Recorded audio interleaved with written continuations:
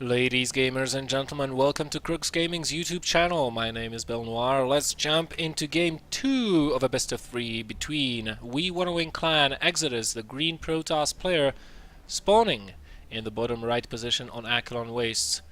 Spawning in the top left position on Acheron Wastes is his opponent. Up one game, Crux Gaming's Gwynbleidd, which of course, for those who have read Andrzej Sapkowski's Witcher,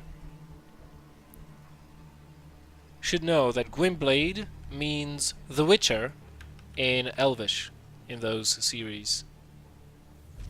Or you might just have played the computer games. I know, you might have played the computer games and you would know that as well. You remember that sexy dryad in Witcher 1?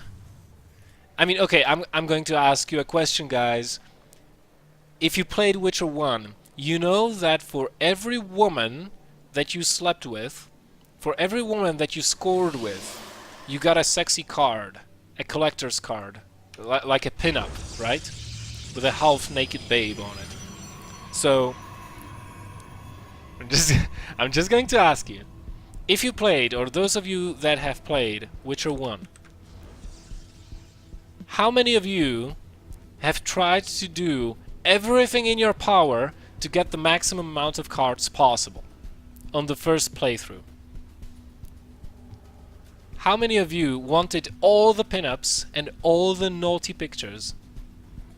Because I got them all. I actually had to play the game 2 times, because later on in the game you have to make a choice in your relationships and you cannot get you know, for some characters you get 2 cards, and if you make that choice you get the 1 card but don't get the other for the other character. So I was so intent on getting all of those cards that I actually played the game 2 times just because of getting those cards. Yeah, that's how I roll. Anyways, Gwynbleidd not going to be having sex with any dryads. Although eXodis is green and dryads are green, and Gwynbleidd is a witcher, which means, you know what, I'm not gonna get any deeper into that. Oh my god. Okay, I'm just going to stop right here. My brain is just doing weird stuff right now. Alright. So, double assimilator for eXodis, going to be delaying his natural expansion, just as he did the first game, and Gwynbleidd looks like he's doing the exact same build, getting a reactor on his barracks after the Reaper, and proceeding to build his command center, building it on the high ground as well, which I really like, because it makes the command center a little bit safer. Let's see if he's... oh, Reaper does go down, a very uncharacteristic... from Gwynbleidd to let that go down so quickly and so early on in the game. Ooh. Ooh. Ooh. Ooh. Do you see what I see? I spy with my little eyes something beginning with T. It's a Twilight Council. And this early on in the game, a Twilight Council can mean only one thing. Well, actually 2 things, since this is Acheron Wastes.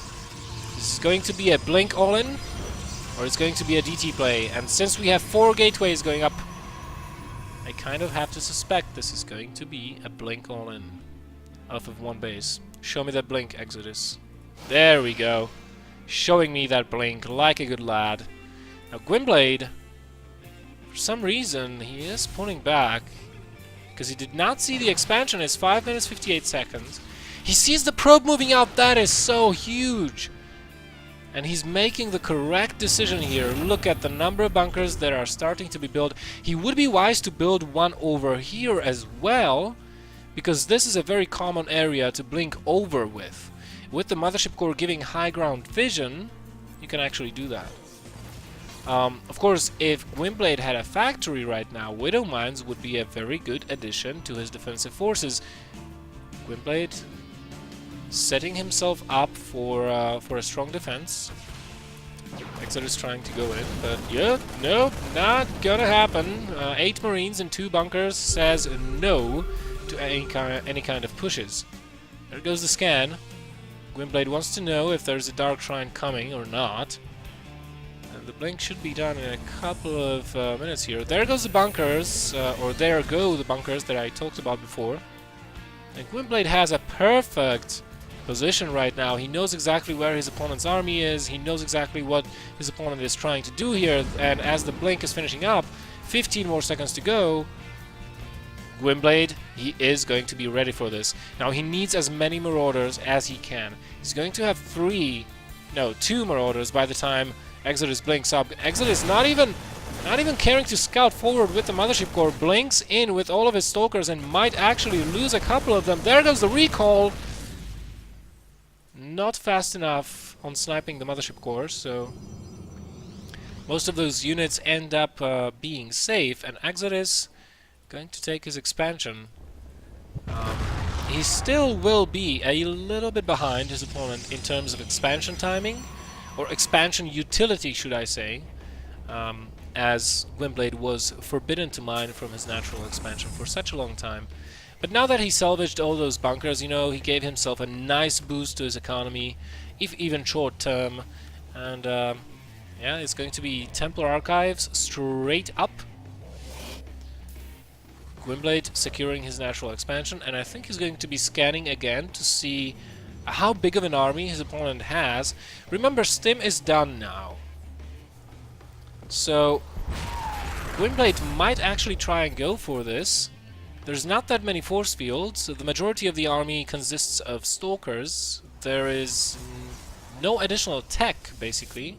And even with Blink versus enough stimmed units, I feel like Gwynbleidd might be able to close out the game immediately, right here, without even waiting for the medevacs. Concussive shells are being queued up as well, as opposed to combat shields. And Gwynbleidd, yeah, I think this is the correct decision right now at this stage in the game. He is pushing forward. He does have 1 Widow Mine as well. Do we have any observers out on the field? No, we don't. In fact, we don't even have a robo facility. 1 Archon just chilling here. The positioning of army by eXodis is not the greatest, though. The Archon is in the back, which means if this happens, but decent force fields, no Guardian Shields though, and a crack here allowing Gwynbleidd to just go back to the safety of the area behind. Where is the Widow Mine? He did burrow a Widow Mine somewhere here. Must have gotten sniped off. So for the time being, Gwynbleidd going to be pulling back, but I have to say he's in a pretty good spot. Resources lost might not tell as much, but the fact that he just baited out a ton of force fields is just that alone puts him a little bit ahead. eXodis is going to be adding on additional gateways. Again, adding on way too many gates that he's able to support right now. Storm is getting close to being done, and eXodis better start warping some Templars. Otherwise, he will not have enough Storm ready by the time an additional push comes. Gwynbleidd getting ready for a counterattack right now. He doesn't know exactly what his opponent's plans are, so I don't fault him for this by any means. Doesn't know about that pylon, but yeah, Gwynbleidd going to stay defensive for the time being, and does have his first 2 medevacs out in the field currently, keeping an eye out for any possible expansions by eXodis as well. eXodis not producing any more probes now. This could be due to the supply block, but oh, there we go, probes. Okay. Is fully saturated on 2 bases right now, and he's warping in Templars. Doesn't have any upgrades though, which is a shame. And well, basically things are not looking good for eXodis. He's behind in upgrades. He is a little bit behind in economy because Gwynbleidd, of course, you know, he has those mules. So for as long as he mules, he's going to have a higher mineral income than his opponent. Finally, the double forge going down. But what eXodis really needs is to take a 3rd base. It's why he's breaking down the rocks currently. Getting a robo facility finally. That is a good sign. And Gwynbleidd finally finding out about that pylon, going to kill it. And take a third base of his own, I feel like. There was the scan. Still keeping an eye out for the fourth base. There we go, taking out the pylon. +2 attack going down for Gwynbleidd. He's on 1-1 currently. And he's going to be pushing. Again, the army size is in favor of Gwynbleidd. He is pulling some SCVs, not a whole lot of them, just a little bit to provide that extra oomph to his pushing power. Let's see if the storms are good, though. There are 5 high Templars here. Is that army on hold position? Ooh, whoa! Jumping the trigger a little bit too early. eXodis saying, again? You're doing this again? Well, guess what? He is. I mean, it worked for the first time, right? So why not try it the second time? But this time there's not that many SCVs. I mean, the first time around, Gwynbleidd pulled like 16 SCVs maybe. So another storm, not killing very many of those SCVs, maybe 3. I like what Gwynbleidd is doing here, always taking only a small portion of his army, baiting out the storms, and then retreating. Look at this, 2 storms baited out, 0 units killed. The medevacs will take care of those marines and heal them up to full health again. So essentially, it's trading energy for energy. The problem is that, you know, the energy on the High Templars is a lot more precious than the energy on the medevacs currently. Because even a Marauder with 5 hit points is a Marauder that can fire. But a High Templar with 74 energy is a High Templar that cannot storm. So that's a huge deal. And since Gwynbleidd realizes he cannot break up the ramp that easily, he's just going to start dropping eXodis left and right. He already killed a couple probes here at the natural. Actually, 12 probes have gone down. And killed off the third nexus. There was no cancel initiated on that nexus.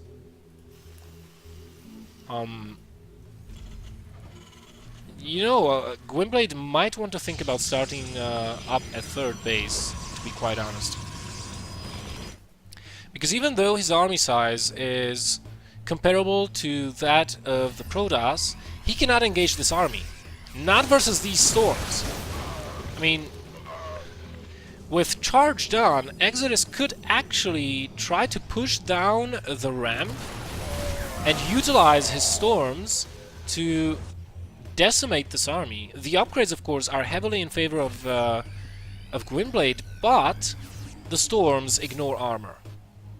So with good storms, eXodis might be able to make something happen. Another... oh, that was a very good storm by eXodis. But again, not killing a whole lot, and since Gwynbleidd is quite Marauder heavy, it's going to take a lot of storms to kill that army. eXodis... he looks like, though, he is stabilizing. His third base is going to be finishing up. The supplies are really, really, really close, as well as the worker counts and the army size. eXodis is having a slight advantage in the army supply. And he's pushing out. Or is he? He's I don't know what he's afraid of. Oh, okay, now I know. He doesn't have any scouting whatsoever. That always kind of makes you afraid as any player for any race, to be quite honest. Double drop coming in. Beautiful timing by Gwynbleidd. Going to unload one, unload the second one. This one probably will get killed off very, very quickly, but the drop in the main base is where it's at. No feedbacks onto that medevac. And eXodis kind of mismanaging his stuff a little bit here, losing a bunch of probes at the natural base completely needlessly. Meanwhile, the drop in the main base is doing outstandingly well, depowering 3 gateways. Oh my god, look at the micro, look at the micro. Gwynbleidd, so good, and eXodis kind of falling apart here. Look at the number of probes killed, 18 probes killed. Finally, the drop has been taken care of here, but... oh my god, this is going to stifle eXodis' production greatly. and give Gwynbleidd enough time to get ghosts out, to get his third base, maybe build a second starport with a reactor in case of a Colossus switch. My goodness. eXodis, though, he says, I've had enough, man. I'm going for it. Now, let me just take a look at one thing. The mothership core is back at the base. That is not good. I'll tell you why. You don't want to lose your army as a Protoss player, ever. You always, like if you have to lose units, you have to make sure that you at least exchange them for something. Well, that was a random storm. And, you know, if you get into a very bad position as a Protoss player, then recall is your only option to save your high-tech units. So I'm a big fan of bringing your mothership core with your army all the damn time, especially in the late game, which we are getting into right now, or have been for a long time. Gwynbleidd might actually expand again very quickly here. He's at 50 SCVs, and I don't feel like he needs any more because he's got mules. eXodis still not maxed out on workers, though. And we are approaching the dance-like portion of the PvT where it's all about the micro. Let me see your positioning, Gwynbleidd. Good. Ghosts getting in position to EMP the army, and there it goes! EMPs on all the Templars, almost no storms available. The Zealots are charging in, but are being melted by the front lines of Marine Marauder. And eXodis is hugely on a back foot here, having to retreat, even throwing down force fields. So scared of being caught off guard. He really needs to keep these High Templars alive. He's trying to get a 4th base up, still has a good army supply, and still a high number of storms, but with EMPs such as these that Gwynbleidd is showing us, I don't know. These should all be Archons by now. Oh my god, so many Archons available. He's not getting them. At the same time, we have a drop at the 3rd base. More probes are being killed. 25 probes have gone down throughout this game. Not enough energy even for a feedback, and this is not looking good. The main fight, however, is happening over here. 1 storm, 2nd storm, a good one. But this is just not enough. The concave too strong for Gwynbleidd, as he is ravaging the 3rd and the main army at the same time. Wins the game 2-0. Pretty cool game, that one. Ladies, gamers, and gentlemen, thank you very much for watching. I've been Belnoir, and you were watching Crux Gaming's YouTube channel. See you guys in the next series.